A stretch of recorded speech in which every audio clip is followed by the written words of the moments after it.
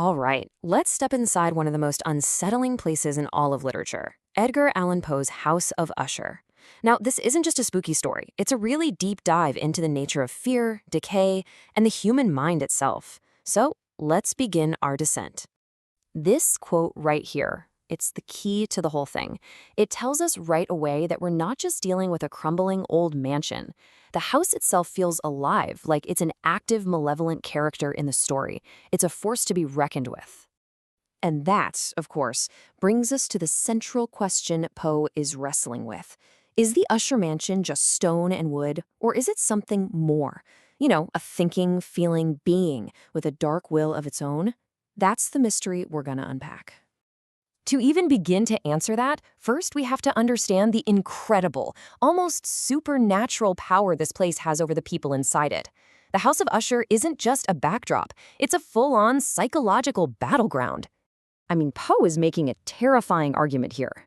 He's suggesting that if you're exposed to a place like this for long enough, a place just soaked in gloom and decay, it can literally infect your sanity. Your environment becomes a kind of disease.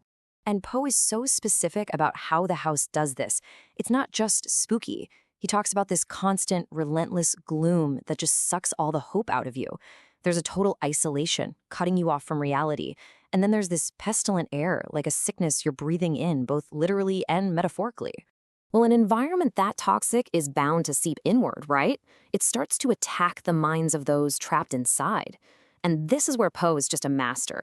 He's exploring the terrifying fragility of our own minds when they're put under extreme pressure.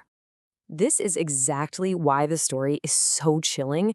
Poe isn't interested in cheap jump scares. The real horror here is psychological. We are forced to be a fly on the wall, watching a man's mind completely unravel. And that is way more terrifying than any monster could ever be.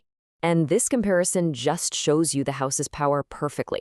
On one hand, you've got Roderick. He's already hypersensitive, hysterical, and he's totally convinced the house is alive. But then look at the narrator. He shows up as our rational, logical anchor to the real world. But by the end, even he is agitated, paranoid, and deeply affected. It proves that no one gets out of that house unscathed. But this mental breakdown isn't just happening to one guy.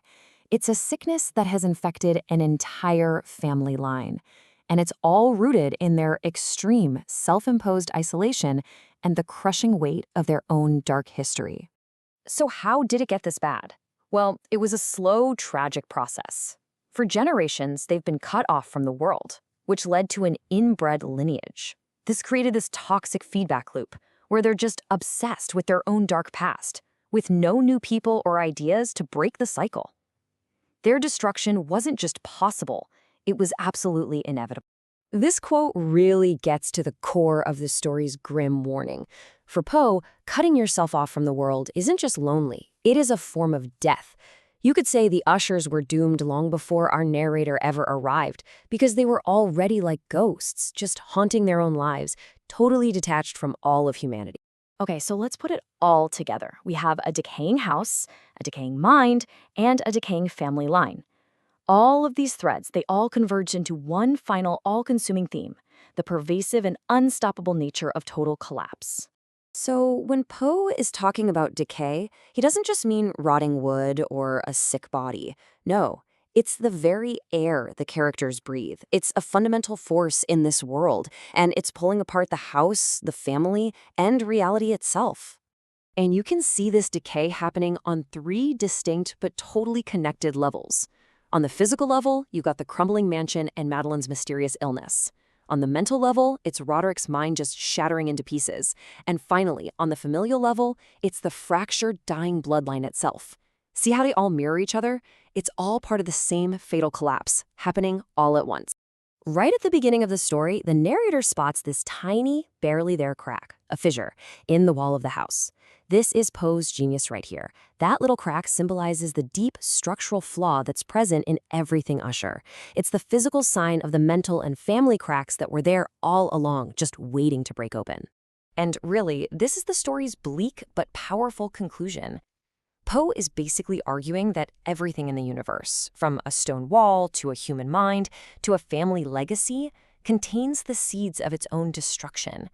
Collapse isn't some accident. It's a natural, inevitable process of things falling apart. And that leaves us with one final haunting question. Poe uses the house of Usher as this big metaphor for the mind. So if your mind is a house, what's protecting its foundation? What's keeping your own walls from developing those same fatal fissures? It's a chilling thought to leave you with. Thanks for joining me on this one.